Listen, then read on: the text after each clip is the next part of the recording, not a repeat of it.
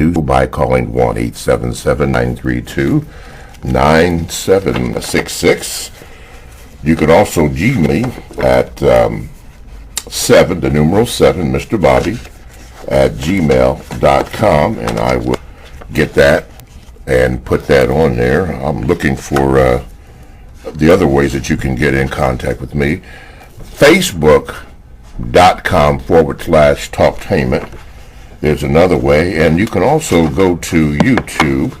Hey, yeah, you have that paper, that YouTube, that new address that I was told to give. I can't find it there. YouTube. That's another way that you can get to us, is by going to YouTube. And you hear me fumbling around looking for that paper. And maybe I have it here. Let's see. Pardon that noise here before we get to Miss Laura. Yep. Okay, here we go. You could also do this. You could also hear the compensatory concept live at our Talktainment.com, Talktainment Radio. You can also watch the live broadcast of the compensatory concept. Go to YouTube and type in the word Talktainment. Hit the space bar and type in the word radio. Scroll down to Talktainment number 2 live on YouTube, and you can watch the live broadcast. Yes. Then check out for the replay of the compensatory concept on Talktainment 2 live on YouTube and on Facebook.com/Talktainment.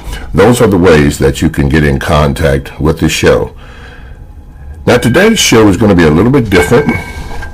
We have entitled it Open Mic, and all that means is that Mr. Fuller will speak or address your concerns. Of course, I will read the Gmails that are here, but we're going to have an open mic forum. Open mic forum. Thank you to our loyal listeners and reoccurring sponsors: Brian Gaston, Eric Williams, BW Gifts, Helen Nance, Don Mitchner, and JL are some reoccurring sponsors. But we are in that period now where the second hour is to be sponsored, and it'd be sponsored by you. Any amount of donations that you would like to give, just go to the TalktainmentRadio.com homepage, and you'll see a donate button, and you can click right there, and any amount that you would like to give, you may do so. Okay, with that being out the way, let's say good morning to Mr. Fuller. Mr. Fuller, good morning. Mr. Hello. Good morning, Mr. Fuller. Yes, I hear you very faintly. Okay, we will turn that up a little bit. Okay, good morning, and as usual, how are you this morning?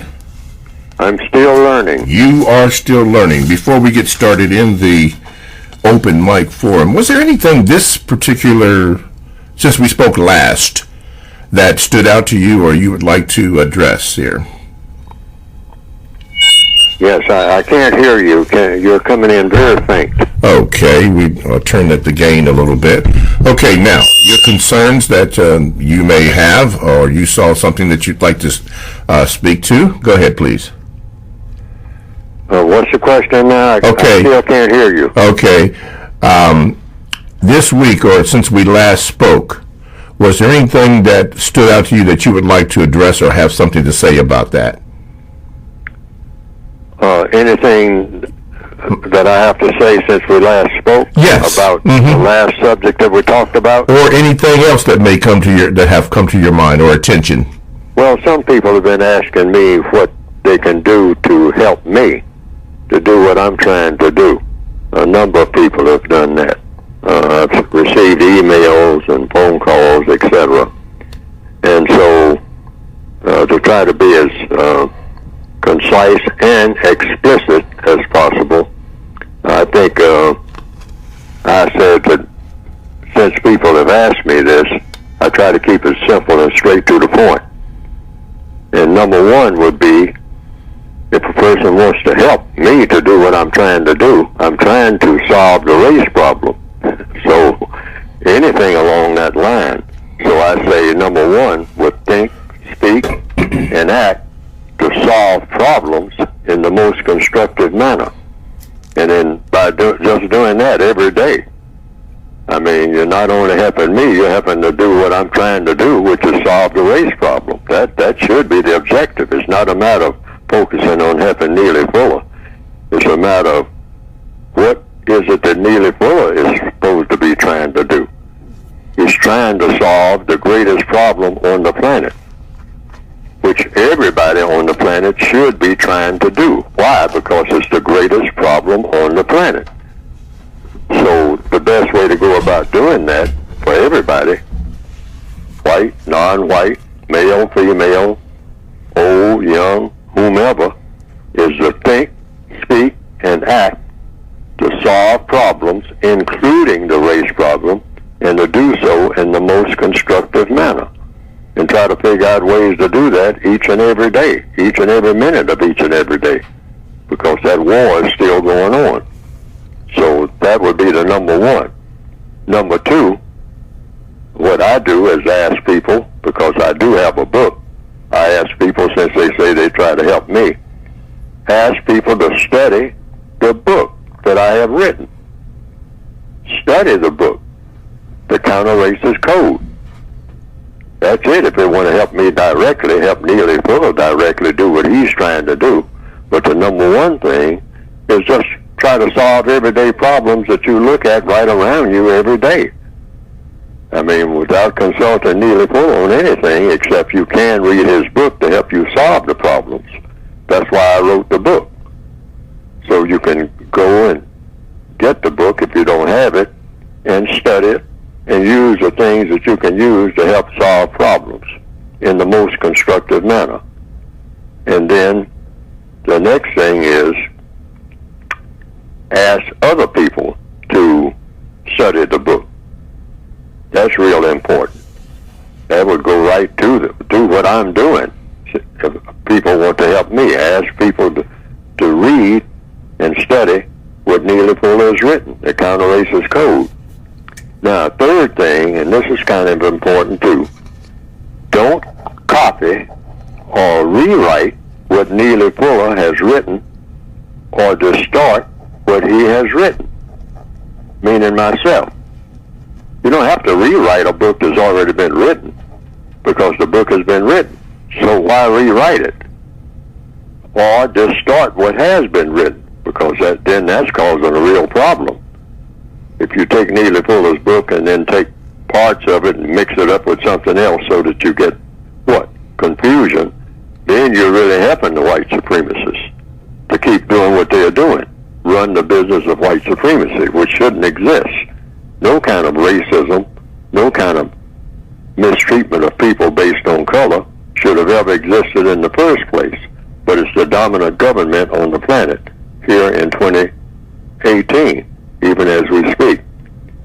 But I wrote the compensatory code, out of the things from my viewpoint.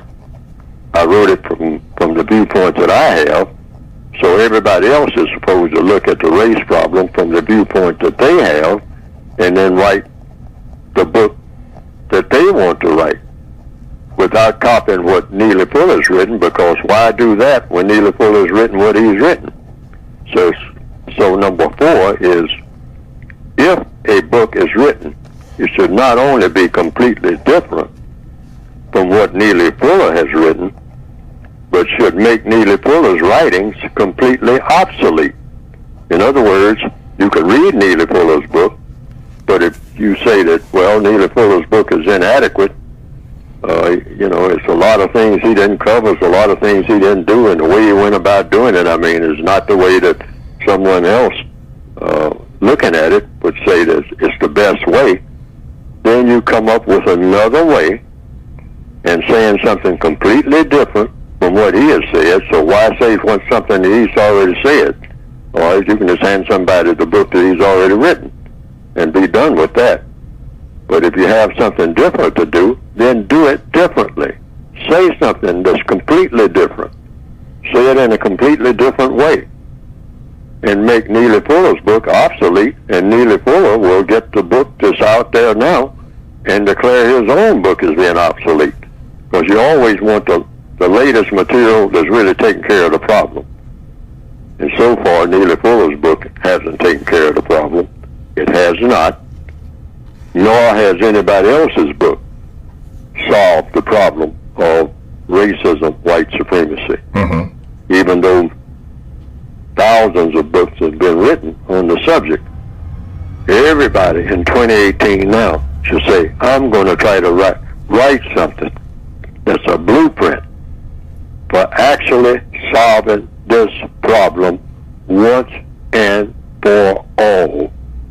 And all people have to do is just turn the pages and do what the pages say do, and the problem will be solved automatically in the easiest possible manner, because right now it's very complicated. Yes, sir.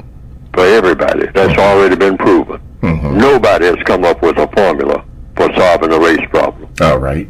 Even though some people claim that they have. But the only way you can claim that you have solved the race problem is to have solved the race problem. That's the only way you can make that claim. Not have a theory or a formula on paper. Lots of us have that. I have that. But the race problem is still here. Yes, sir. Let's go to the talk to him, or rather the Gmail from Mr. Bobby. This comes from Charles. He says, Mr. Fuller, I don't understand. You say code. What is a code, and why have a code? What is the question? The question is, Mr. Fuller, you say code. What is a code, and why have a code? A code is just a way of getting things done. If you're going to do anything, plumbing, if you're going to put up a building, you do it according to a code. And what is a code? A code is something that is established based on precedent. And that is certain things that you do and certain things that you don't do. And by you not doing certain things and doing other things, and you find that the things that you do work, and the other things that don't work, you don't do. That's all a code is. Don't do something that doesn't work. Like I've outlined, when a black person is pulled over and by a law enforcement officer who may or may not be a racist, but the black person does three things that should not be done. It's been proven that these three things should not be done because usually they do not work. They simply don't work. So the code says the 3 F's in that type of situation. Don't fuss, don't fight, don't flee. Now that first one, fussing, meaning cursing, being discourteous, even though the officer may be discourteous to you, talking about what your rights are, screaming and yelling, name calling, that type of thing. That's fussing. Not doing what the officer tells you to do. That's fussing. All right? Tell him you ain't going to do it, or you don't have, he or she doesn't have the right to tell you to do it, et cetera, et cetera, et cetera. None of that. None of that sitting by the roadside drama when you've been pulled over, particularly in the northwestern hemisphere. All right? Don't fuss. Don't fight. I mean, you start fighting those handcuffs and all like that when you're told you're under arrest and all like that. No, don't do that. Don't fight. Don't try to push the officer away from you, saying you're standing too close to me, get off of me. And you push the officer back. Take your hands and push it in the chest or something like that. Or you swing on him with your fists. Don't fight. Don't fight. Don't fuss. Don't fight. And the other thing, the third, don't flee. Take off running across the cornfield. Like you see on some of the television programs, people doing that over and over again. Where do you think you're going? I mean, you're going to another planet? How far do you think you can run? I mean, it's 12 o'clock at night, you're out on a highway. I mean, you know, a highway probably that you haven't even been down, and you're going to take off running? Where are you going? It's not a matter of what you're running from. It's a matter of what you're running to. Are you going to run up in the hills because you got an army up there waiting for you that's going to back you up? I mean, and turn back the aggression. The minute they see you, they say, well, here comes that fella that we're going to protect. To arms, everybody. Paul Revere. So your army is going to come sweeping down out of those hills, and repel the aggression. The people who are chasing you. Not likely going to happen. Mm-hmm. So where are you running to? Mm-hmm. Don't fuss, don't fight, don't flee. That's just an illustration to talk about code. Okay. All right? Have a code. Okay. And part of that code is don't fuss, don't fight, don't flee. Yes, sir. I don't care if you're in your wedding suit. If you're told to get down on your knees, get down on your knees. Why? Because if you don't do that, it's not going to work for you. It's going to work against you. Okay. Now, what if Neely Fuller gets pulled over, and you're calm, you're cool, you're collected, you're doing what the officer says, but the officer may not like it because you are cool and you are calm and you are collected, and the officer strikes you? What do you do? I've just been struck. That's it? A possible race soldier. Now, what does that mean? That's what I mean by code. Who's striking me? This is not a little, get together down at some bar, or a misunderstanding in a high school. I am a captured enemy. That's how I'm looked at. So you're going to get hit upside the head. I'm a prisoner of war. I'm already in captivity. Mm-hmm. A prisoner of war doesn't, if he's slapped or she is slapped, mm-hmm. slap the aggressor back. A prisoner of war doesn't do that. All right? You're a prisoner of war. You're already in captivity. You're captured before you were born. If you're a black person on this planet, you're under the system of white supremacy. You're in a prison system called the system of white supremacy. You have to look at yourself that way. You're not some type of free person walking around. Mm-hmm. You were born in a prison. Mm-hmm. And that prison is established under the banner of being anti-black. The system of white supremacy is a prison for black people, making the whole planet a prison for a person who is black. So you act like a prisoner of war. So knowing that, that's a frame of mind. Mm-hmm. That's what I mean by a code. I'm a prisoner of war. And nobody's coming for my rescue. I don't have anybody who can stand by me. There's nobody out there that I can rely on to come and take care of business for me. All I got to do is call on them. No, you can't be in that frame of mind at all. Because there's no black person on this planet can save you from the white supremacists. Keep that in mind. That's rock solid code. No black person on this planet, maybe on another planet, can save another black person from the wrath of the white supremacists. That's what is meant by the system of white supremacy. Okay. Nobody who is of color can overrule them once they make their rule. Nobody. Okay. You have to get another white person to do it. And if that white person is not available, you are in serious trouble. All righty. Period. Talk to him at radio. Worse trouble than you're already in. All righty. Talk to him at radio.com. It's a 24/7, no-charge, worldwide broadcasting facility with hosts delivering on various topics such as news and lifestyle, sports, health, wellness, religion, law, and, of course, politics. Now, here's a couple that I'd like to share with you. Right now, you can listen to Pastor O Speaks. Yes. Orlinda Hawkins Brinkley is the person that you would contact with that or listen to her show.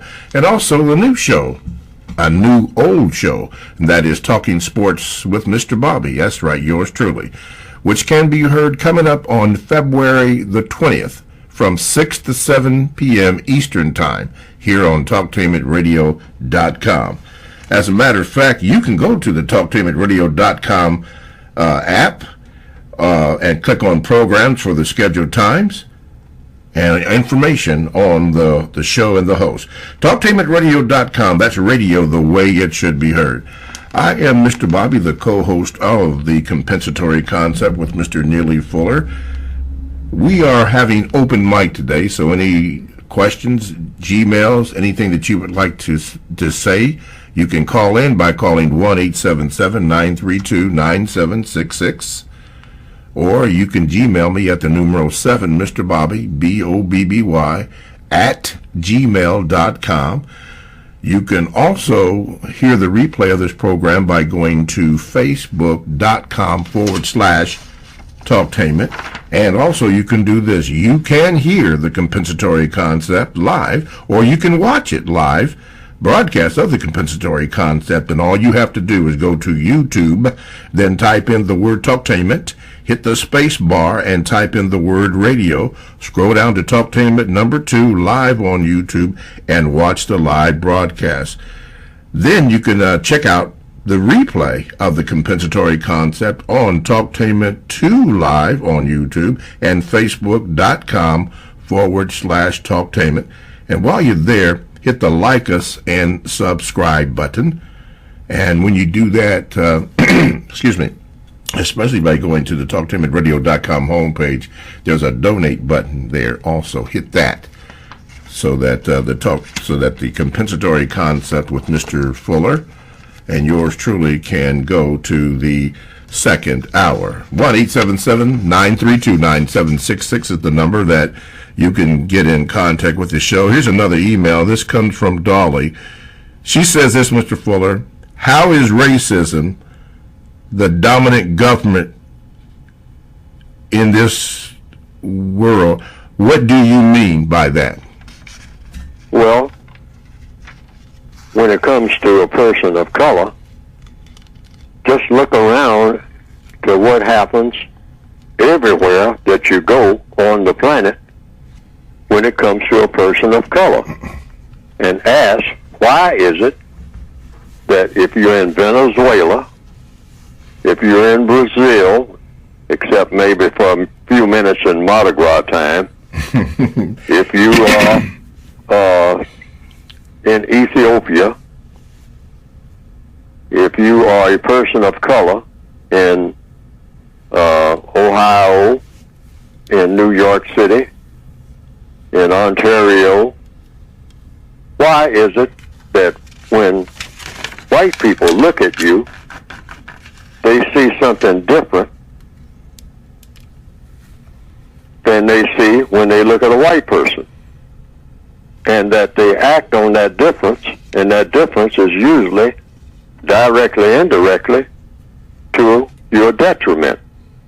Why is it that you have what you call black neighborhoods, black communities, black churches, a black church? Just that. Something we've gotten used to. That's what we call them. We don't even call them Christian churches. We call them black churches and white churches. Why is that? There's got to be a reason for that. So I'm saying everywhere you go, color is the dominant feature in anything. The color of a person's skin. That's dominant. That takes precedent over everything. There's nothing that comes before that. Nobody's religion comes before that. First thing is, what color is that person coming down the road? What is the color classification? If you look at the census in the Northwestern Hemisphere, the census is all about what? A thing called race. Let's get that straight before we start talking about money or anything else. What race do you belong to? And then they have the races, what's so-called races, RACES, based on what? What color somebody is. All right? Now, I understand they're doing a little modification now, a little juggling and whatnot, and they're coming up with something called the German race and the Irish race. But really, in the system of white supremacy, it's just one race, and that is the white race. There's no such thing as another race of people anywhere in the known universe. Mm-hmm. According to what? According to logic. So that's why I say that's the dominant government. It actually cancels out all other governments. There's no such thing as, a communist government other than the government of white supremacy, a socialist government other than the government of white supremacy, a capitalist government other than the government of white supremacy, a Christian government, Muslim government, Confucian government, Hindu government. No. Color is more powerful than all of those so-called governments put together. What color somebody is, more powerful. That's the first order of business. They say, oh yeah, well, you're talking about money and you're talking about this, you're talking about capitalism, you're talking about Wall Street, you're talking about starvation in Bangladesh and whatnot. Wait a minute, before we even get to that. What color are the people? What color are the people that you're talking about? Before we go any further, let's get that straight. We want to know what color the people are. What color the people are. We're talking about borders now. You got people coming across borders. Wait a minute. What color are those people coming across the border? Any border. What color are those people out there in the desert? What color are those people up there on the moon? If there's any up there, what color are they? Let's get that straight first. Then we'll talk about the other stuff. Because the other stuff don't matter no way. It's what color they are that matters. We don't care nothing about these two-bit religions. All of them don't matter. Okay. Color comes first. Color comes first. TalkTimeRadio.com. Mr. Fuller, let's go to the Gmails. This comes from Jordan. He says this: Mr. Fuller, white people have done a good job of causing black people to doubt their own mental abilities. I think that's why we're so obsessed with and brag about our history. We want to feel like we can accomplish things. Mr. Fuller, what would you say to a black person to help them get over that doubt? I didn't hear the question because your voice is very faint. But if I understand a little bit of part of what I did here, what I really did. I really didn't hear the question. Okay, I can't hear you. I'll repeat it. He says, white people have done a good job of causing black people to doubt their own mental abilities. I think that's why we're as black people, so obsessed with and brag about our history. We want to feel like we can accomplish things. Mr. Fuller, what would you say to a black person to help them get over that doubt? Well, that's why I wrote the book, and that's why I'm on the air. I'm saying, I'm talking about solutions. The solution is we need a code. That's all we need. And what is a code? Things that you do, things that you don't do. Things that you say, things that you don't say. Because everything, when it comes to people, is governed by what you do and what you don't do, and what you say and what you don't say. Each and every minute of each and every day, wherever you happen to be in the known universe. That's all it is. That's all the white supremacists have. They have a code. It's things that the white supremacists will do and say, and things they won't do and say. It is absolutely not going to do it and say it. They're not going to say certain things, and they're not going to do certain things. And that's all that it is. Things that you do and say. Things that you don't do. things that you don't say. And that's all we ever need. It's automatic. Once you set it in place and just do it and say it. And I've given examples all through the textbook for victims of racism. A counter-racist code. We don't have a counter-racist code. The dominant thing on this planet here in 2018 is a racist code that's invented by the white supremacists. They have an exact code, an exact way of doing things. It's almost like magic, but it's not magic. It's mathematics. That's what it is. It's a plan for everything that they do.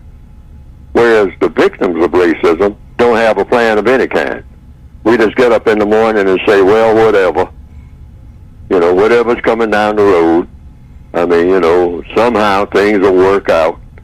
I mean, I hope, maybe, I mean, one of these days, some kind of miracle will happen and, you know, and put some kind of things in order. Otherwise, I don't know what to do about anything ever.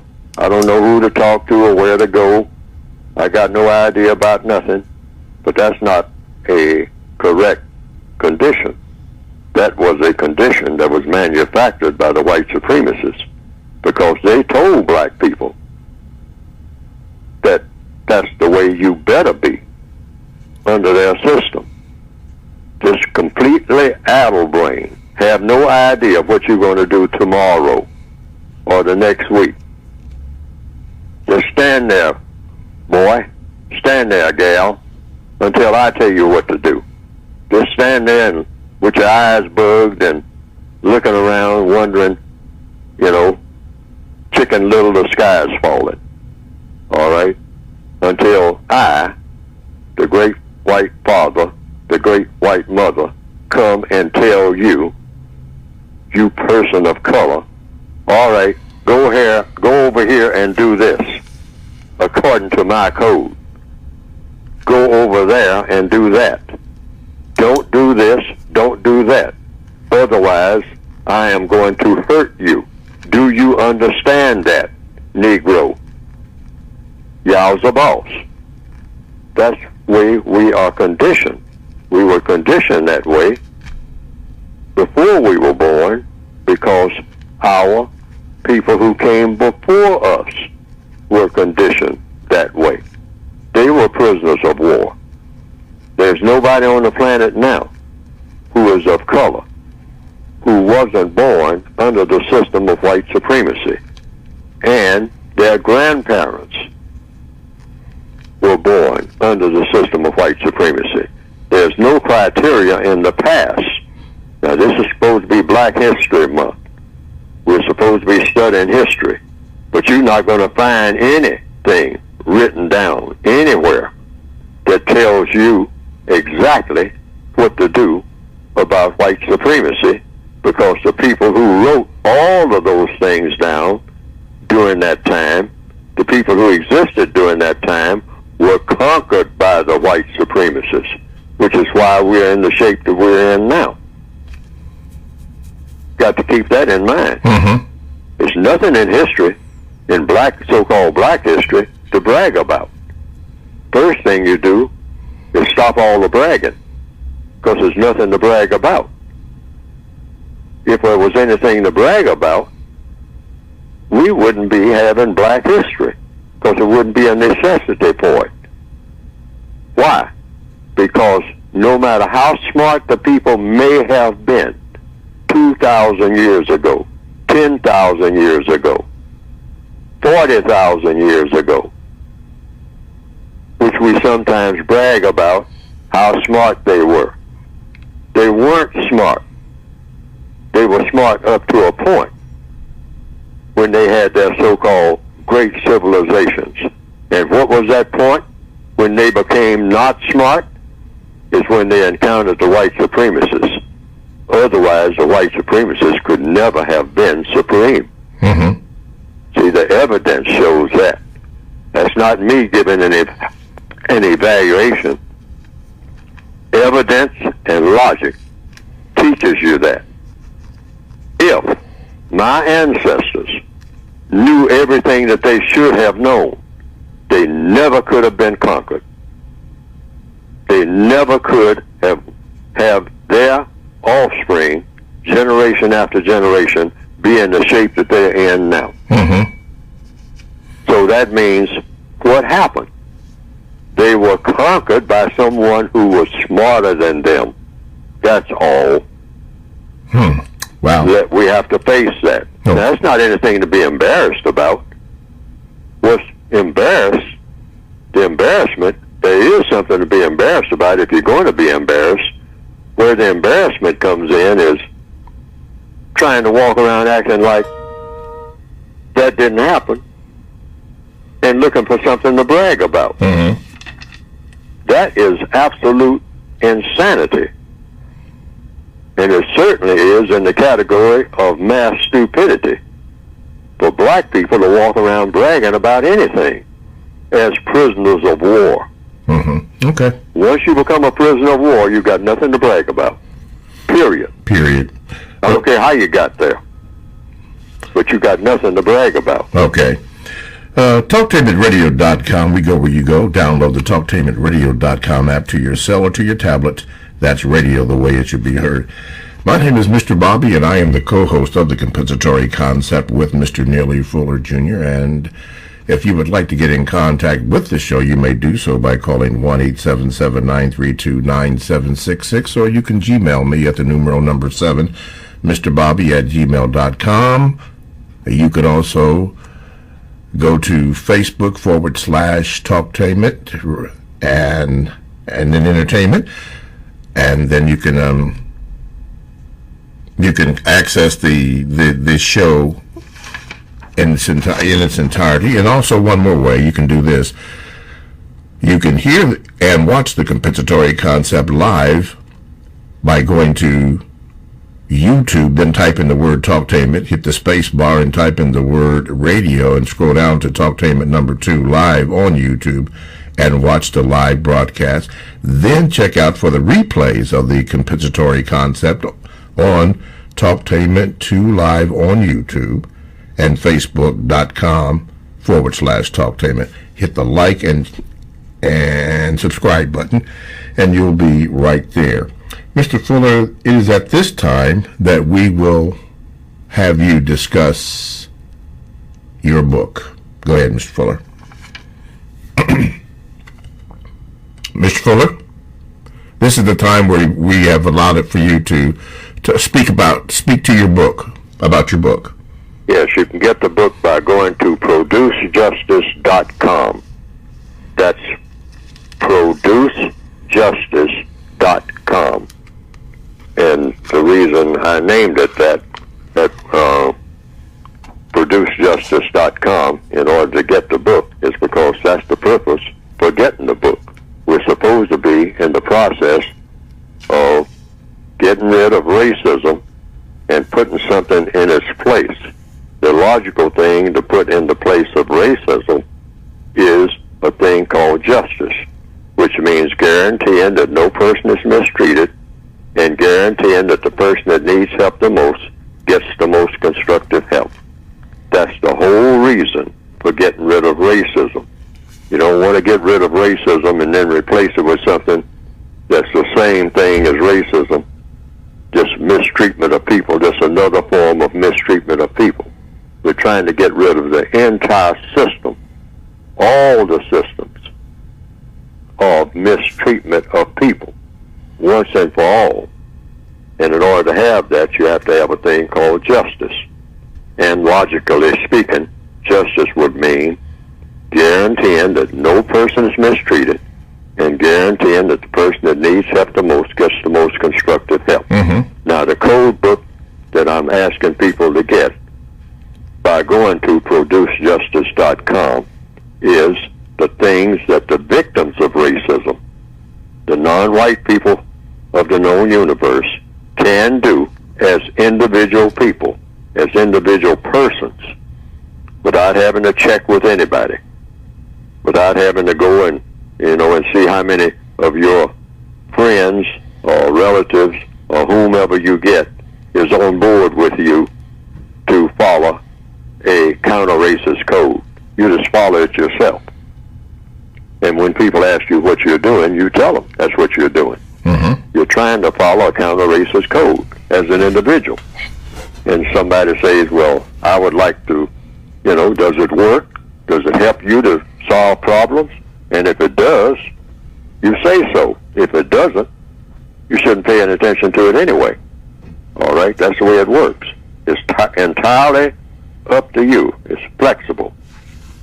And it's just, all the code is just a bunch of suggestions that I have presented that I think will work for the individual person. And you just pass on that information to the next person that they ask you. But basically, it's written for the individual person. Individual. You just go and individually do what you do that will work for you. If it doesn't work for you, just turn the next page and see if you find something that does work. And if there's nothing in the book, like one person told me he couldn't find anything in the book that would work for him. And I told him that's the way the book is supposed to work. Because then he has the license, because he has that naturally anyway, to come up with things of his own that works for him. That's all. If it's not in Neely Fuller's book, then don't use it. Use it if it works for you. Don't use it if it doesn't work for you. It's simple. That's a choice. Okay? And you shouldn't try to use anything that doesn't work. Just pass over that and say, well, that must be for somebody else because it doesn't work for me. It doesn't even fit my personality or nothing. I'm not going to do it. That's your choice.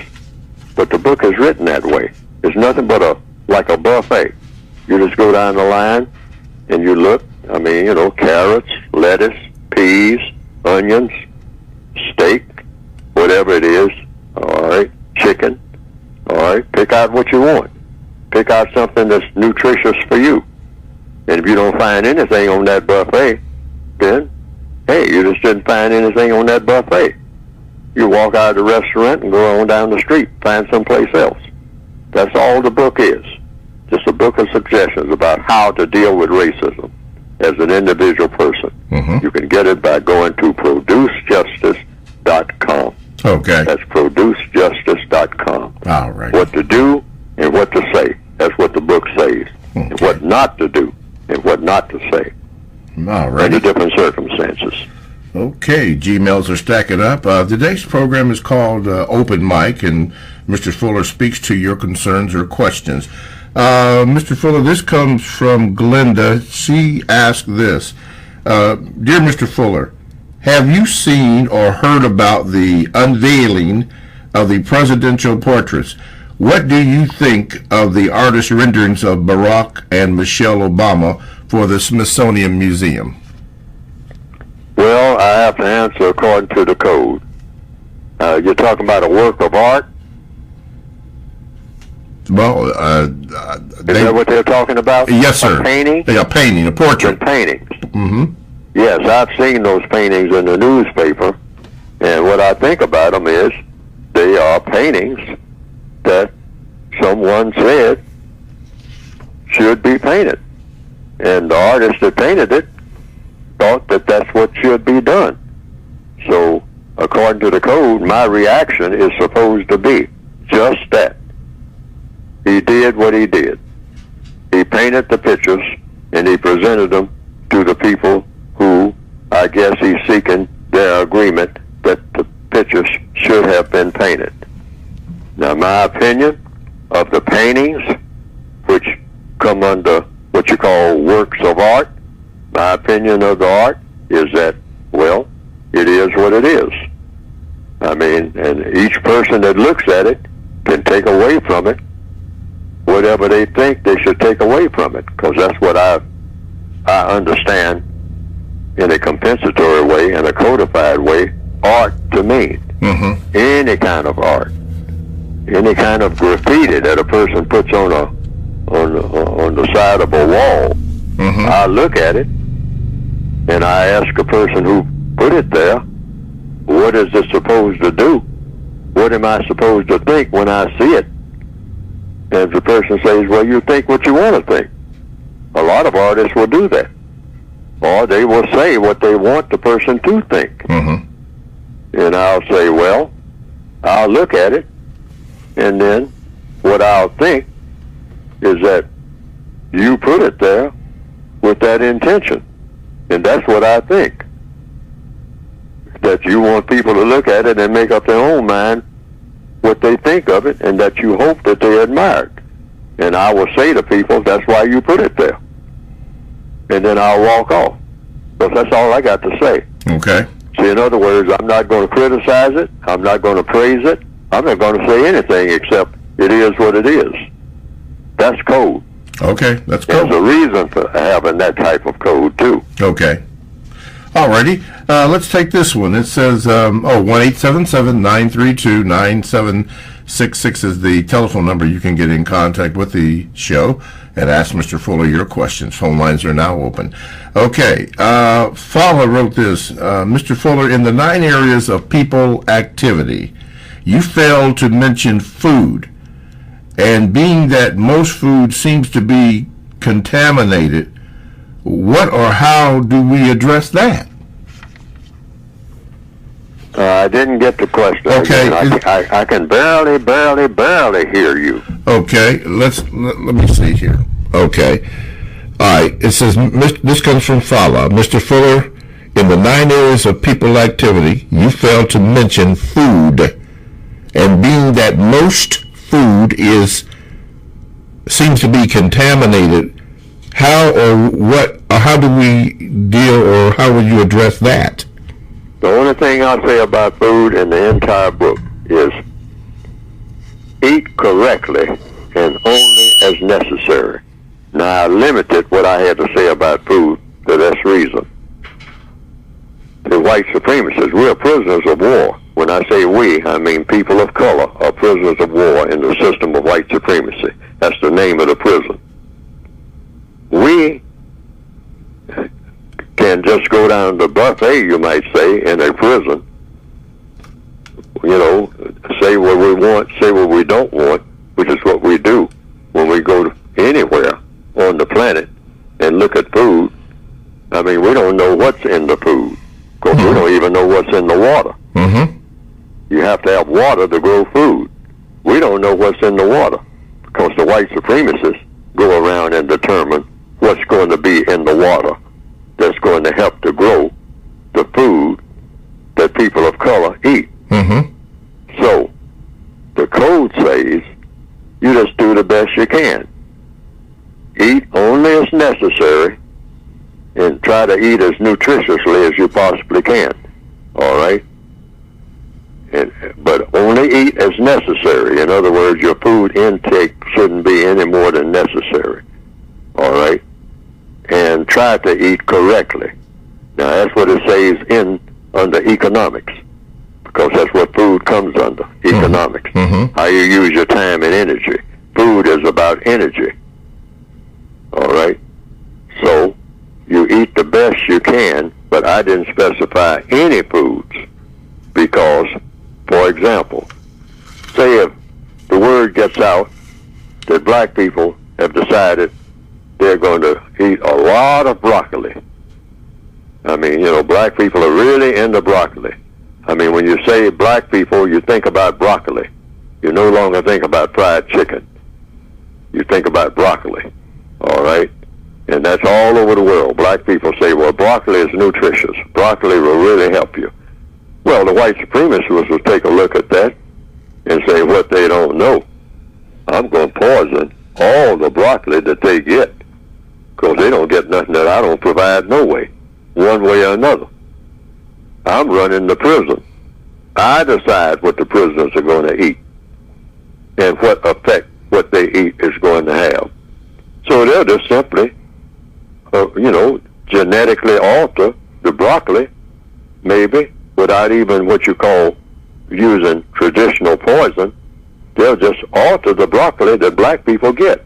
They'll be in control of that and see to it that it actually tears down their body structure, if that's what they want to do.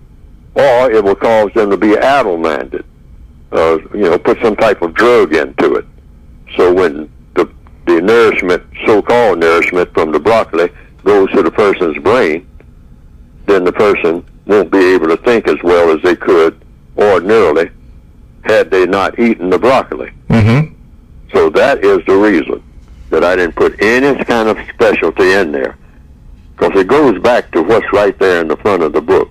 If we don't understand white supremacy, what it is and how it works, everything else that we understand will confuse you. Mm-hmm.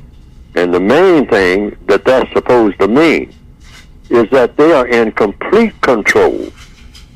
It's nowhere that black people can go, that non-white people can go on the planet and say, I am now in a place that's not under the control of the white supremacists.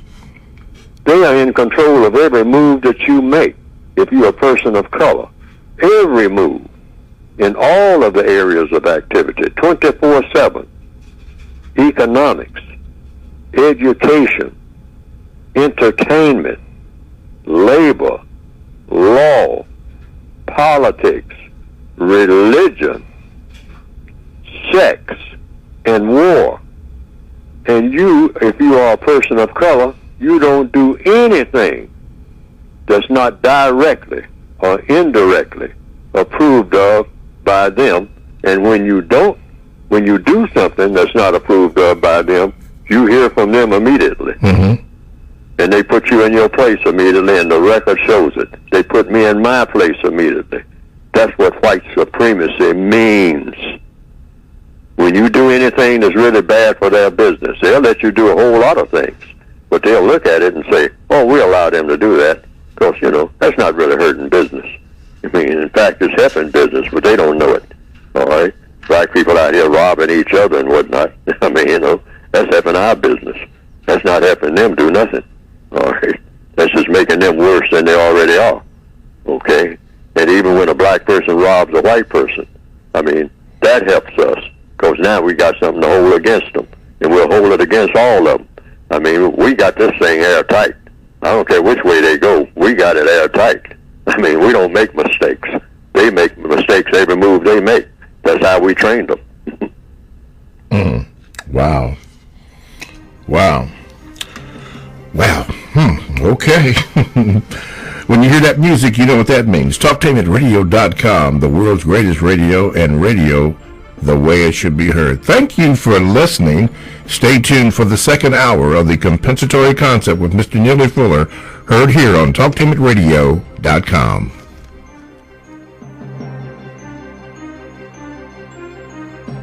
You got the power. The world's greatest radio. TalkTainmentRadio.com. Talktainment Radio, worldwide sound. Talktainmentradio.com. We give you a reason to come. The world's greatest radio. We give you a reason to stay. Radio, the way it should be heard. You got the power.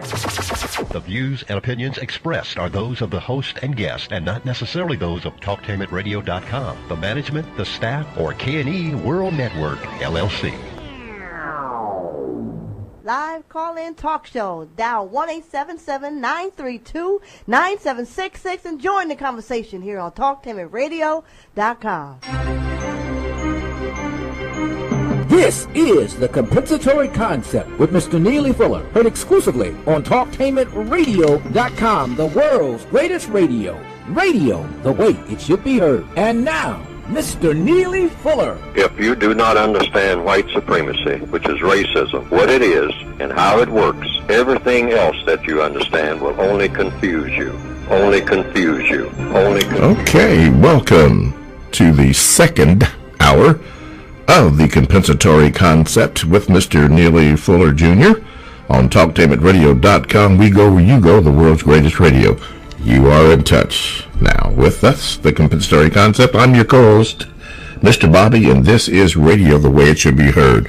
Our topic today is really an open mic where Mr. Fuller will address or speak to your concerns. Any questions that you may have, you can do so or ask him by calling 1-877-932-9766. You can also Gmail me at the numeral 7, MrBobby@gmail.com. You can also see and hear the program, or in other words, watch it, by going to the compensatory concept on YouTube. Let's see. Type in the word Talktainment, hit the space bar, then type in the word radio, scroll down to Talktainment number 2, live on YouTube, and watch the live broadcast. Then check out for the replay of the compensatory concept on Talktainment 2 live on YouTube and also on Facebook.com/Talktainment. Hit the like and subscribe button and you're there, and also the donate button on the TalktainmentRadio.com homepage, because this is the share time for the second hour. Before we go to the Gmails, we have a phone call. Line number 1. You are now on with Mr. Fuller. Go ahead, please. Yes, good morning, Mr. Body, Mr. Fuller, still Laney. Yeah, I just wanted to expound on what Mr. Fuller just said about the food and the question about the food. Dr. Sadie released a list of foods that he thought were untampered with by the white supremacists, the foods that were not hybrid, the best foods for the African people, for the black people of the planet. And he released that list before he died. And it just goes to say, like Mr. Fuller said, when someone is affecting their business, then the ultimate goal is they take care of them, like they did like I think they did Dr. Sadie. Yeah. His list is still available online that you can go to. Just type in Dr. Sadie's food list, and that is a list that black people can and African people can follow. Mm-hmm. And it is the best possible foods, the best thing that we can do to keep us nutritious. But my actual question is about the refinement stage of white supremacy on page of the book, page 24. Page 24 of the page 24 of the the revised expanded edition. Okay. So at the top of page 24, it says the refinement stage of white supremacy is the ideal stage of racial subjugation to best help those white supremacists who strive to produce it. They prefer a condition in which their victims willfully support being the subject of the white supremacy, as they become accustomed to believing that this is the best possible arrangement between white and non-white people. The white supremacists promote the refinement of white supremacy by speaking and or acting in a manner that makes the practice of white supremacy more acceptable. I just wanted to, I was debating the perspective white supremacists on this very topic, and I was trying to show him how the white supremacists have to go into have to have a refinement stage, and that how that their refinement stage includes concealing the existence of white supremacy. Because he was just telling me, well, if we're supreme, why can't we they could just wipe out everybody. If they're supreme, why do they have to conceal it? And he was swaying the audience to trying to deny the existence of white supremacy through this tactic. And I just wanted to ask Mr. Fuller, why is it important that we understand that there is a refinement stage, that it exists, and how do we prove it to ourselves, and to prove it to suspected white supremacy? Okay, Mr. Fuller? Yeah, if I understand the question, it's important to just understand all of the things that the white supremacists do. Because anything that you miss, that whatever you miss about the way they go about doing things, that's what's going to eventually trip you up. They already know that. I mean, the system of white supremacy is very, very, very finely tuned, like a smooth-running automobile engine. It's very fine-tuned, and they're always checking to see that that engine is running smoothly. If they hear any rattles or anything, I mean, they go and check on it immediately, because it's not supposed to happen. I mean, they want a smooth operation. And the refinement stage of white supremacy means they do it so smoothly that the average black person, the average non-white person will say, white supremacy, that doesn't exist. Oh, what's that fool talking about? What are these stupid people talking about some white supremacy? I do what I want to do. Mm-hmm. I go where I want to go. Nobody tell me what to do. You know, so then the white supremacist was to look at that black person and say, that's exactly the way we want all of them to think. that we don't even exist. That Wow. everything is, that they're running everything, that black people run the world. That's the way we want them to think. That is the ultimate in the refinement stage of white supremacy. See, white supremacy goes through 4 stages. The first stage is establishment.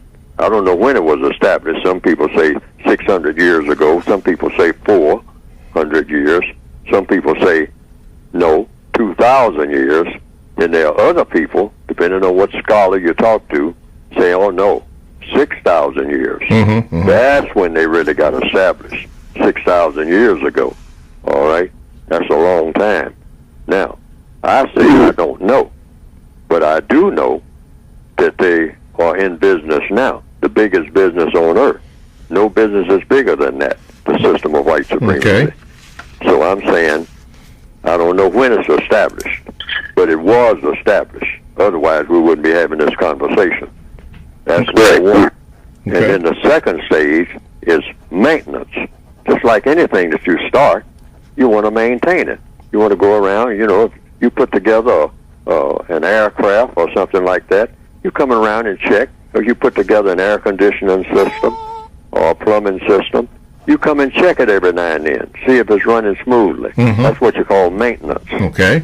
Yeah, you see it, everything's in place. And then expansion is when you take in more people. The expansion. That's the third white stage? supremacy. And there's more people on the planet now than there was, say, 10,000 years ago or 200 years ago. More people on the planet. And most of them are non-white. So you're getting more and more people, as your capital, you might say, in your business. You're taking in more and more slaves because they're being born. More people are being born all the time. And they're being born in your prison. All right, that makes your prison expand. All right, you make more room for them in your prison. Okay, and then the last stage, and this is the stage they want to stay in, refinement. You make your prison look like it's not a prison, where the prisoners are concerned. Now you got a smooth operation situation. Okay. All right, where you have people walking around saying, nobody tells me what to do. I'm my own man. I'm 21 years old. I'm grown. All right, I ain't no child. I mean, I go and do what I please, when I please, whatever I please, and have the non-white females doing the same thing. Okay. That's a perfect situation for a prison master. Okay, let me get this straight. Establishment, maintenance, expansion, and refinement. Establishment, maintenance, expansion, and refinement. Okay. Now, they're trying to stay in the refinement stage. But, a lot of black people are saying, wait a minute. We're in a system of racism. You can't fool me about that. Hey, racism does exist. Okay. Racism is real. Racism is Now, real. you got a whole lot of black people who are saying that now. Okay. Not all over the world.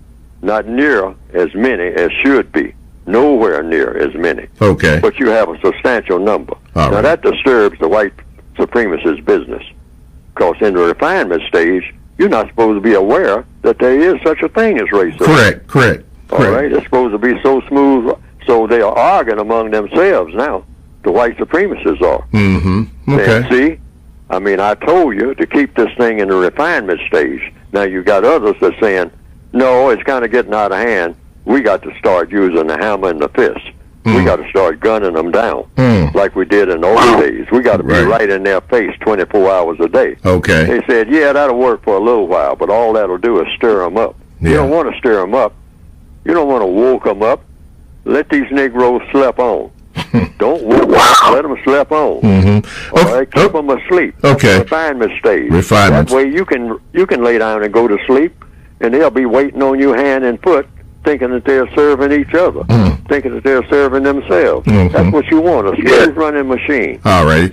Brother, before I let you go, you mentioned Dr. Sabi. Was one of those foods broccoli? Because I understand broccoli is a hybrid plant. Was that in that? Yes. Okay. Yes.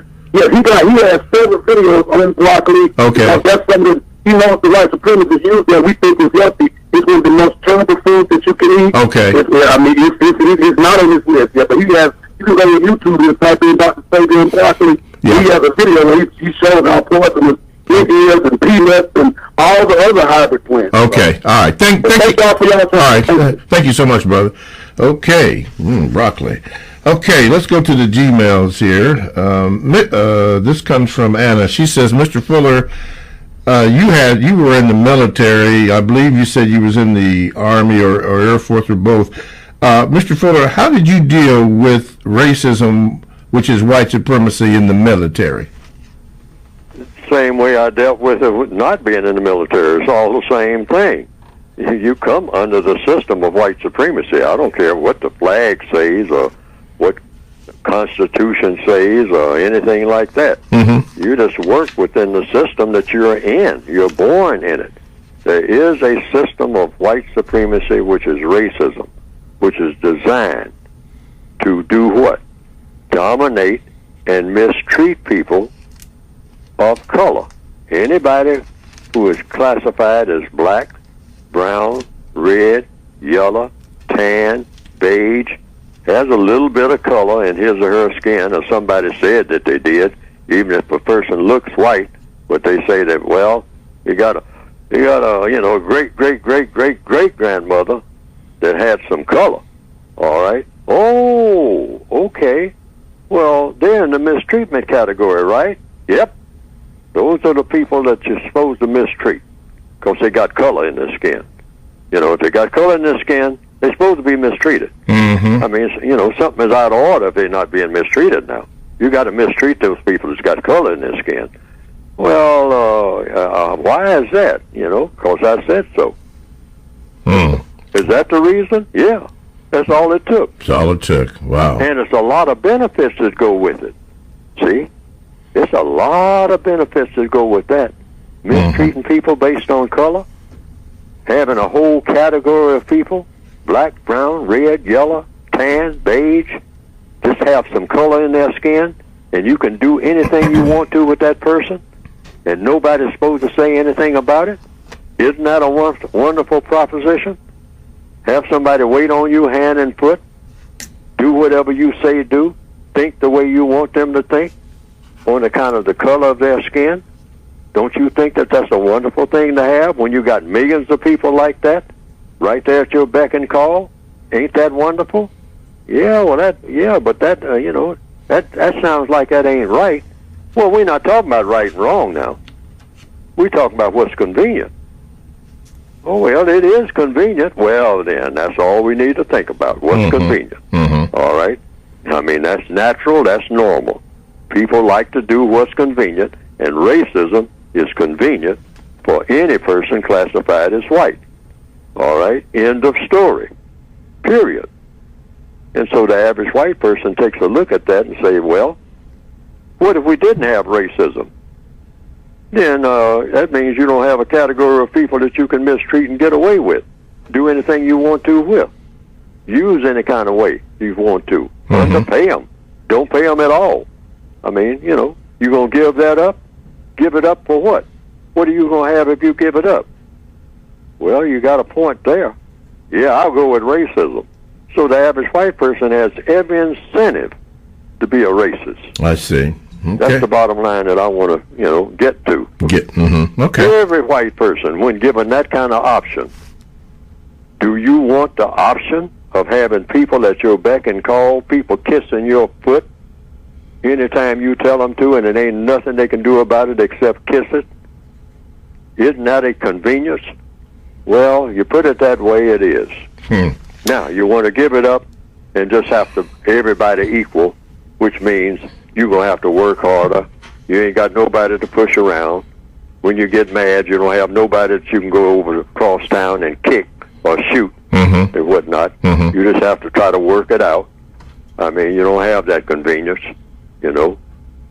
Well, yeah, I see your point. Yes, I see your point. That's a wonderful point. Well, I know it ain't right, but it's convenient, like you say, and we'll worry about the right later. Okay. I mean, if ever. If ever. And that's all racism is, folks. Okay. That's all it is. It's a super convenience. Talk to him at radio. If you're white. TalkToHim@radio.com is a 24/7 no-charge worldwide broadcasting facility with hosts delivering on various topics such as news and lifestyle, sports, law, health, wellness, religion, and politics. Here's two I'd like to share with you. You need to turn into this program right here. This is Libby. Man, she really gets down with the holistic information, foods, ways of living. Man, it is just fantastic. And my new old show, Talking Sports with Mr. Bobby, heard exclusively here on TalkTameRadio.com. It's going to premiere on Tuesday, February the 20th, from 6 to 7 p.m. live. And we're going to have a special guest come in, and you'll love that. These programs and others are exclusive to TalkTameRadio.com, and all you have to do is go to the TalkTameRadio.com homepage, click on programs, and there you will find all the information, bios, and all this stuff. And while you are there, there is a donate button right underneath the telephone number, and all you have to do is hit that, because we want you to donate to the second hour of the compensatory concept with Mr. Neely Fuller Jr. That's all you have to do is hit that button. Whatever amount that you want to put in there, you can, and we will accumulate it in pays for this second hour. Some of our recurring sponsors, Brian Gaston, Eric Williams, BW Gifts, Helen Nance, Don Mitchner, and Jane Lance are some of the reoccurring listeners, but you can be one also, and then they'll give me a new list, and we'll put that on there. All this from TalkTameRadio.com, radio the way it should be heard.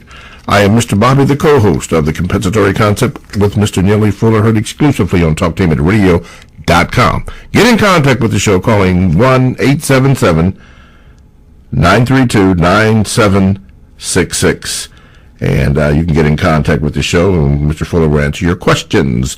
Okay, let's do this one. Mr. Fuller, this comes from, it was a Jane. Yeah, okay, JL.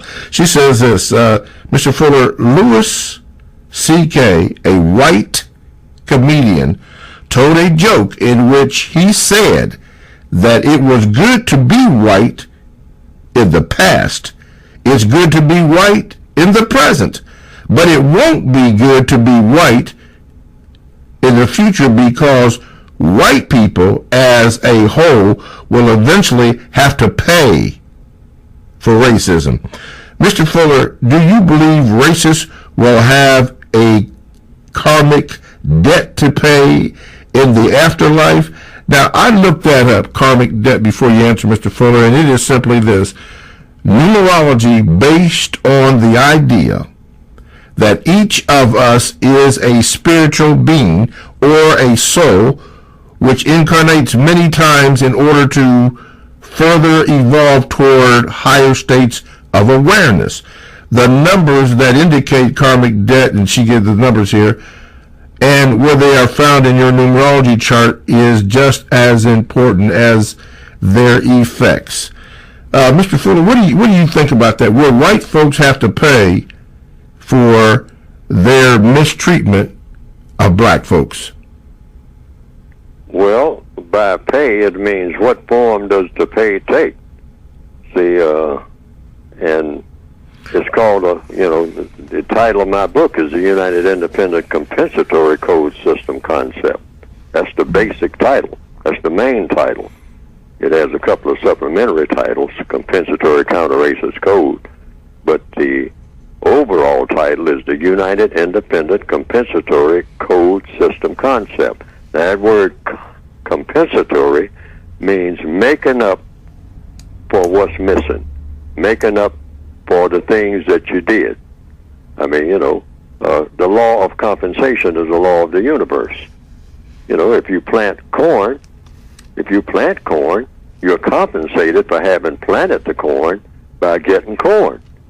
All right, it gives illustrations in the code book that I've written. When you wear glasses, you're compensating. Like I wear eyeglasses. I'm compensating for failure in my ability to see. That's a failure. I'm trying to squint, I'm trying to see, and I can't see what I'm looking at. I can't see clearly what I'm trying to see. So by having glasses, somebody made, manufactured, thankfully, I compensate for a lack of vision by having glasses, and on and on and on. When you sit down and eat a plate of food, what are you doing? You're compensating. Compensating for what? For not having any food in your stomach, which is a requirement of your body. So you compensate for not having food in your stomach by putting food in your stomach. That's a compensatory act. So we're compensating each and every day. Every move that we make is a compensatory move. Now, the white supremacists, by doing evil things, have to compensate for the evil that they have done. That's just the law of the universe. And they know that. They're just trying to forestall it, all right? But when you throw things out of balance, things have a tendency to want to come back in balance, all right? Because whatever created the universe believes in balance. And we've seen evidence of that. Yes. By whatever name you want to call it, okay? And so those scales tip back the way that they should have been in the first place, okay? So things have a tendency to go in that direction. If I didn't believe that, it would be no reason for me to write a book. Yes, you sir. have to believe in the law of compensation. Yes, sir. All right. So, Christians, in the Christian religion, they say, you will pay for what your evil deeds are. There's an old saying, I don't know, it's just a saying. The things that you do, the evils that you do, by two and two, you will pay for one by one. All right. And that's a thought. That's an old quotation that I remember. The evils that you do by two and two. Oh, yeah, you're just galloping down the road, just one right after another. All right? Might doing them 4 by 4. All right? But then there comes a time when you just have to slow down and back up and start paying for them one by one. Each and every one of those evils that you committed, galloping down that road. Painfully and slowly, you pay for them. Like paying for anything, you're eating too much, okay? And your stomach, your body, your metabolism tells you ate too much. Now, when you go to bed tonight, you're not going to rest very comfortably because your stomach is going to be growling, all right? Because you're overfed, you're not in balance, and you're not going to sleep well. And by you not being able to sleep well, you are going to get up groggy, and then when you get on the job, you're going to make mistakes on the job, and you might get fired, all right? On account of what? That first imbalance that you started. So the law of compensation, yeah, I believe in it. Okay. Because there's evidence of it all over the place. Each and every day you see that. Wow. Okay. That's something else. Here's a question now. It may, by your answer, it may go into the second, rather to the last segment, but let's do this. This comes from James, who is saying that he's a musician out in California and does his thing on the waterfront. And he plays the guitar and so forth. But what he's asking, he said he got people's attention and the stage started meeting him, but then started to harass him, from the police to strange people who he didn't know started following him. He says he got cyberbullied. Rich older people would call me the N-word to his face, so I stopped playing at the location for lack of the safety from my concern. My question to Mr. Fuller is, Mr. Fuller, did you receive threats? Were you being followed, harassed by whites and or non-whites for putting your compensatory book together, making speeches and so forth? Now, if I understand the question, have I been harassed? Yes. Because of my book? Because of your book, making speeches, your appearances, and so forth, because you were trying to expose, white supremacy. No, I haven't. What has Okay. happened is I've been ignored. So I say, yes, I've been harassed in that way. See, the white supremacists are very shrewd. When they believe that, and this is just my belief, when they believe you're right on point and that they're allowing you to be on point, the first thing they do is not pay attention to you. And that's anybody, not just me. They pay attention to who's listening and seeing if anybody is listening and acting on what you're saying. And if they check that out and see that nobody is acting on it, because nobody really understands what you're doing or not interested in what you're doing or what you're saying and not acting on what is being said, that's the main thing. They look for the action. They don't care about the theories. You can have all the theories you want to. You can stand and make speeches all day. I mean, every day. You know, they don't care. What they do is what's going to be the result. So far, they have looked at the results of my work, and they say, nobody's paying any attention to him. So we won't mention him, and the other people are not mentioning what he's doing or his book, which is what it is. It's not about him. It's what he wrote. Mm-hmm. Nobody's acting on it. So what? In other words, it's just like any criminal enterprise. If nobody's chasing us, if people are talking about we are doing stuff we shouldn't be doing, but nobody's doing anything about it. Nobody's, they have analyzed it, and they talk about it. They say we're running this criminal operation and whatnot called white supremacy, but it's not taking any effect. Our slaves still go about doing what they always do, just get up in the morning and try to entertain each other. That's mostly what black people do, entertain each other and whatnot. So everything is, business as usual. We're right on course. We don't worry about nobody like Neely Fuller or nobody else. Doesn't make any difference who it is. Mm-hmm. Now, that guy Martin Luther King and whatnot, I mean, he got to be a problem, all right? So when like in any criminal operation, see, when something gets to be a problem, maybe we have to whack somebody. Maybe we have to take care of somebody. We have to put a hit on somebody. And we'll put a hit on, and we got different ways of putting hits on people. I mean, we just let Marcus Garvey just, go back to Jamaica and die quietly. After he started his steamship line, he thought he was on a roll. He had people marching in the streets and whatnot back in the old days and all like that, talking about Negro improvement, whatnot. But he died a broken person, and we saw to that. And, okay, you got another one coming up? Okay, Malcolm X or whomever, we'll be ready for him too. I mean, we know when to knock them down, okay? We don't like to put hits on it, like Solazzo said in the movie The Godfather, I don't like blood, Tom. Blood is a big expense, all right? In other words, it attracts too much attention and whatnot. So we don't want to beat up black people in the street, not in the refinement stage. A lot of us do, but some of us that get out of line, even the white supremacists put them in their place. So you're bad for business. Yes. You're around here, yelling the N-word all up and down the street.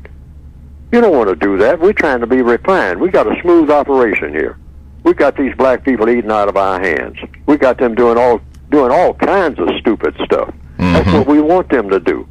Be devoted to stupidity 24/7. And we got generations of them now, a couple of generations, maybe 3 or 4, just devoted to wholesale stupidity. Just walking around doing stupid stuff all day long. All day long. Stupid. Worshiping stupidity. That's the way we want them. And you around here calling them the N-word, you're going to make them get smart. We don't want no smart black people nowhere on this planet. So wow.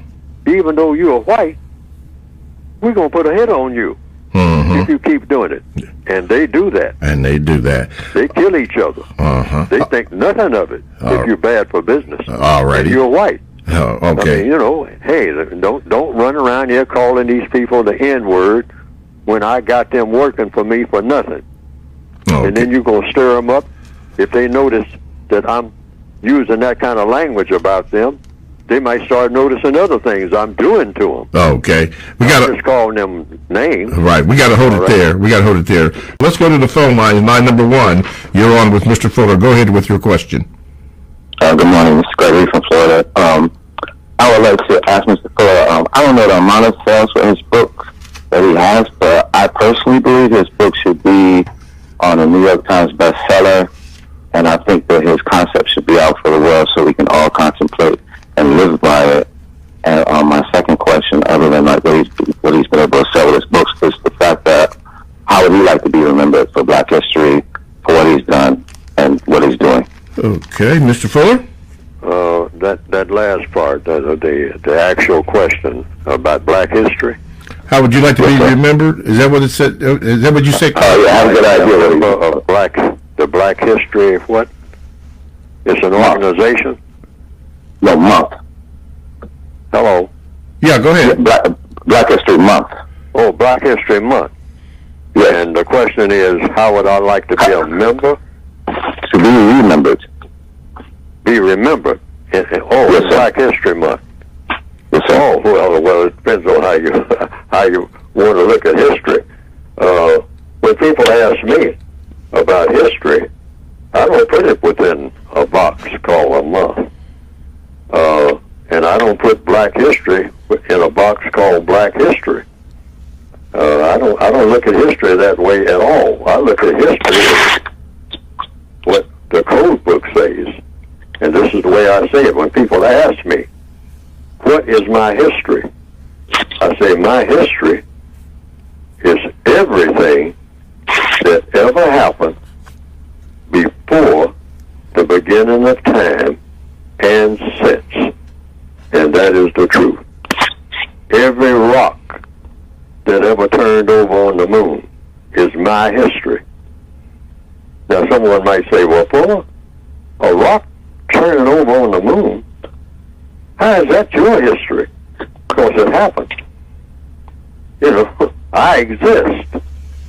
And so if there's a speck of dust right now that is somewhere flying around 2 inches off of the surface of the planet Pluto, and I'm reasonably certain there might be a speck of dust that's suspended 2 inches off of the surface of the planet Pluto right this minute in 2018, that is Neely Fuller Jr.'s history.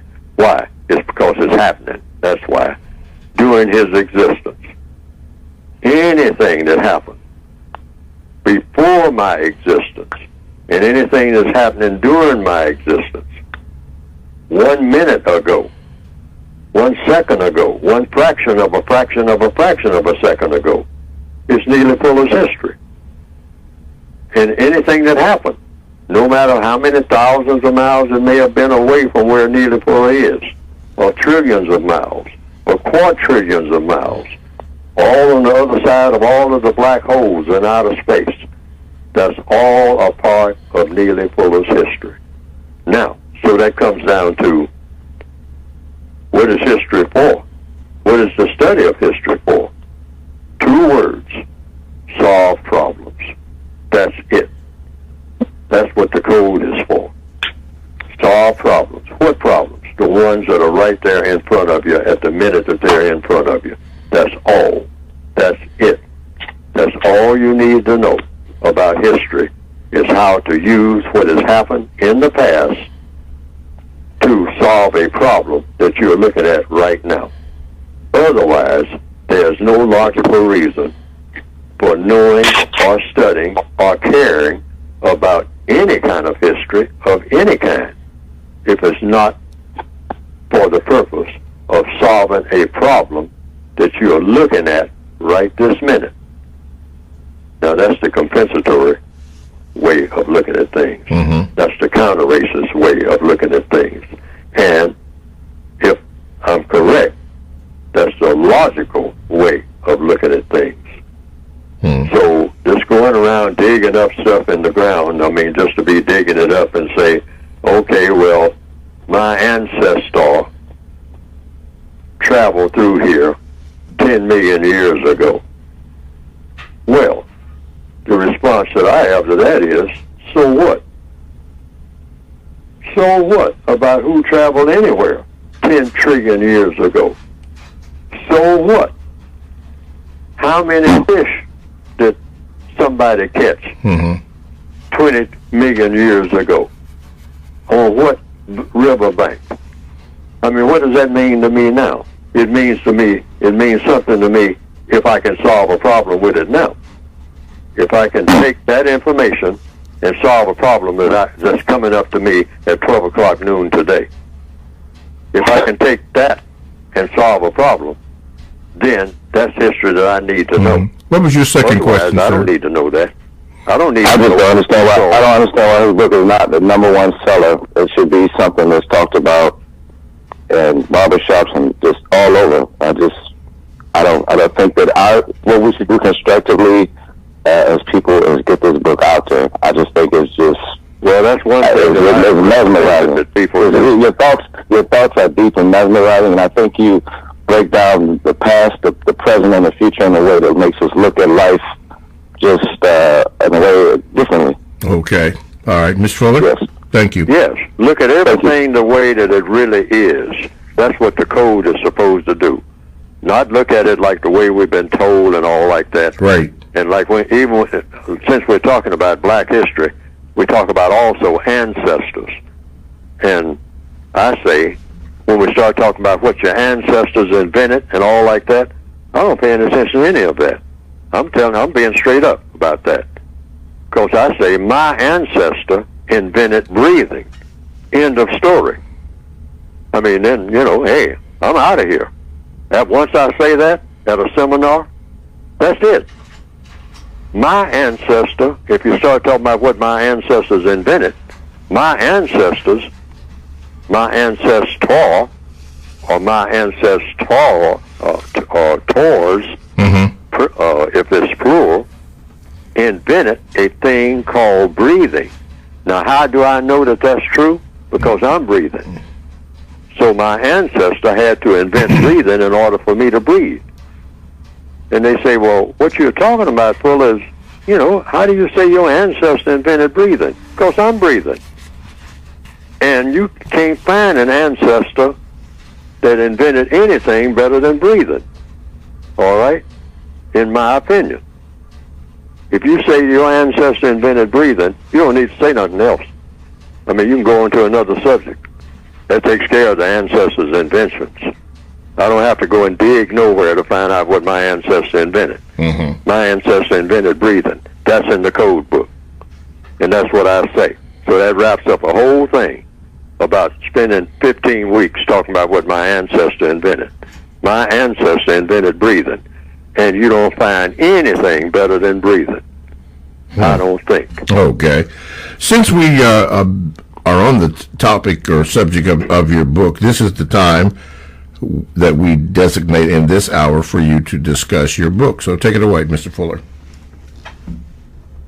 Mr. Fuller, about your book. Okay. Yeah. You can get the book by going to producejustice.com. Producejustice.com. Because that's what we're supposed to be producing if we're trying to end racism. It's not just a matter of ending racism and then come by hand clapping, jumping up and down, hallelujah, and just business as usual. I mean, doing all the things we've done before. Just do it on a grander scale. No. We're supposed to be replacing the system of white supremacy with the system of justice. And what is justice? Guaranteeing that no person is mistreated and guaranteeing that the person that needs help the most gets the most constructive help. Underline constructive. And that's why I said, it's not just a counter-racist code. We're supposed to be replacing it with the thing that should have been before there was racism, and that is a system of justice. because you cannot have justice and have racism on the same planet at the same time. That is absolutely impossible. Okay. That can't be done. So you can get the book by going to producejustice.com. All right. And what will come up on the screen is all the instructions for ordering. All right, producejustice.com. Okay, let's go to the Gmails. This comes from Jules. He says, Mr. Fuller, what does the code say about all this lying in the current administration with people resigning, with all this Russia stuff? What does the code say about that? The code says all through the code that the white supremacists do what? If it's white supremacists who are doing it, by the way, and you can assume that the white supremacist has just about everything to do with anything that black people are involved in. Otherwise, we couldn't call it white supremacy. So we say that what do they do? When they do it, they do things. Their mechanisms are two strategies, two basic strategies that they have, and that is for confusion, and that is deceit and violence. Mm-hmm. So if I'm going to commit violence against you, because deceit is a form of violence if it has ill intent. So if I'm trying to harm you in a smooth manner, the smoothest manner is by fooling you. And I do that by the things that I say, all right? And the way that I go about saying it. And I will do things in a manner that it looks like I'm doing one thing and I'm doing something else. And then what will that cause? That will cause the one thing that I am aiming for, confusion. Deception is about causing confusion. Why? For a very logical reason. Anybody that you can fool, you can control. Mm-hmm. Right? Yes, yes. That's all it is. And so if you find out a way to talk to people in such a way that you can fool that person, have that person believe what you say, and all like that, then you can walk off and go to sleep. Because now the person is on automatic. I mean, you got them following what you want them to do and what you want them to say. So you don't have to stand over them and threaten them. See, that's the crude way of doing it. That's not the refined way. So you use deception. Now, I said earlier in the program, there are a lot of white supremacists who want to go back to the old way. Hey, I ain't got time. It takes too much work fooling these black people. Just hit them over the head, kick them, shoot them, curse at them all day long, call them the N-word. That's the old-fashioned way. That's real efficient. You can get things done. I mean, hey, it's right to the point. You don't have to do all this dancing around and whatnot. And the other white supremacists, the refined white supremacists, say, yeah, that will work with a small number of people here and there every now and then and work very efficiently, because that's how we got started. I mean, for the most part. Say, but if you're going to have a long-running show, it's best to train your animals to do what you want them to do without you watching them. Isn't that much easier? So that you can just go somewhere and go to sleep non-stop, and they're out there doing everything that you want them to do, killing each other, acting stupid, and anytime when it comes to doing anything that makes sense, they got to come to you. That's the way you want them. And that's the way they have us right now, worldwide. That's why we can add to the slogan of Black Lives Matter. So if Black Lives Matter, what do we have to say right behind that, right here in 2018? And when we say Black Lives Matter, it's something else that we are saying also that goes along with that, because we're saying Black Lives Matter to whom? To whom? All right? Mm-hmm. All right? So if we're saying Black Lives Matter to black people, all right, and if they really matter to black people, it means black people have to do something.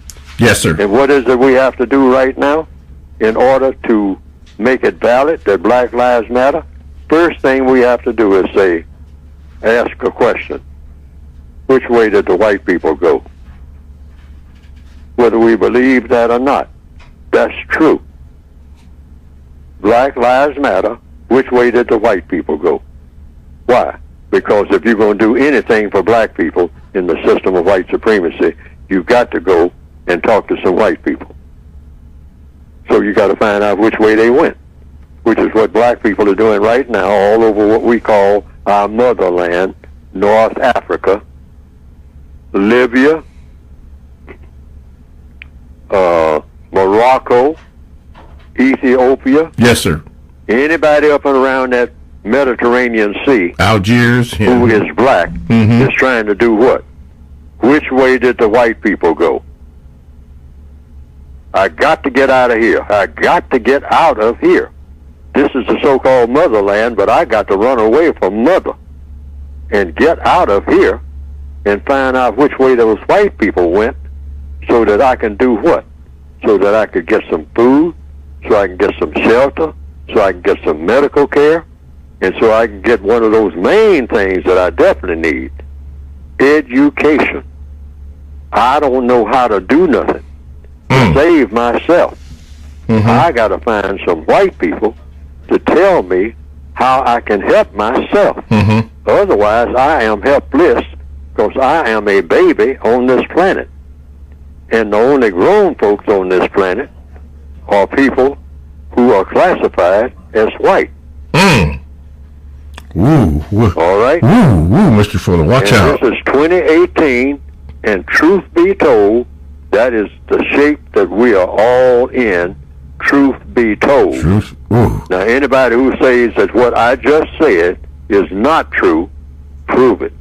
Let's take a phone call. I mean, prove it by showing, you know, the examples, because that's what you got to have, that ain't true. Okay. Let's take his phone call. Line number 1, you're on with Mr. Fuller. Go ahead, please. Hi. I'd like to recommend that Mr. Fuller see the film Black Panther when it comes out, so it'll be something that people can talk about, and I think it'll be constructive as well for him. Thank you. Okay, Black Panther. Well, has anybody seen that movie? Have you seen that movie? Not as yet. Okay, well, usually I wait for other people to see the movie and listen to what they say, because that is where it is. I already got my opinion of most stuff out here that is being pushed. See what I mean? And so, but I don't like to make judgments on anything until, like you have recommended. Okay. Until I actually see it. So you'd see it. Start to finish. Okay. A lot of movies have been recommended to me, like Get Out.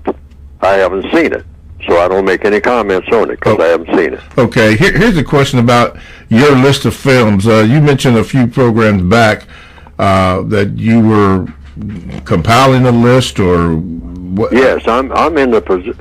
I've been telling people this for some time. I guess they gave up on me doing it, and that is I have a list, a sort of a rudimentary list made up of about 40 to 42 movies that I recommend that people see, that goes way back to the 1930s. But I was thinking just the other day, 4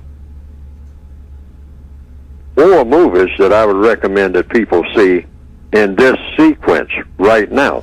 They've been around for some time, but and to look for 2 things in the movies: character and principle about values. Okay. What are those 4 movies? All right, and those 4 are in this sequence. You see them in this sequence, and I recommend that you see them on different days, so you can absorb each movie.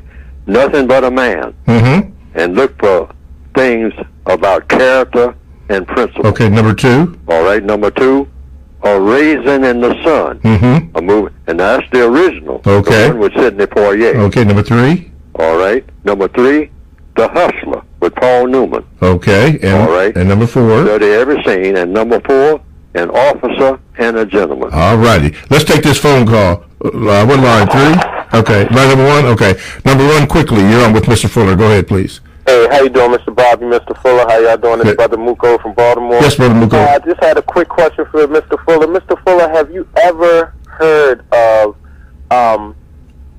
have you ever heard of laws that invented white people in the 1600s?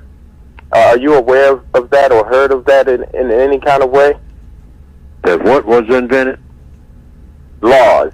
The laws that invented white people. The what that invented white people? Laws. LAWS. Oh, laws that were put in LAWS. place. Right. The laws that were put in place in Maryland that invented white people.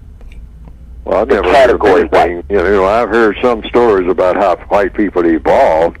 I mean, you know, Okay. they came from black people, and many white people say that. Many white anthropologists and scientists say that, well, you know, all people came from what we call Africa.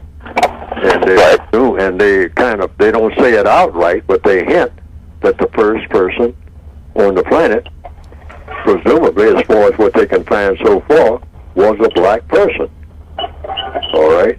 Now, a lot of white people say that, but they usually leave out the fact that the person, they say the fact that the person was black. Mm-hmm. Or they don't say that. Mm-hmm. A lot of black people say that. Okay. But they do say that the first person came from East Africa. Okay. I'm sorry. Go have to leave it right there. Thank you, Mr. Fuller. Thank you, callers. Talk to him at radio.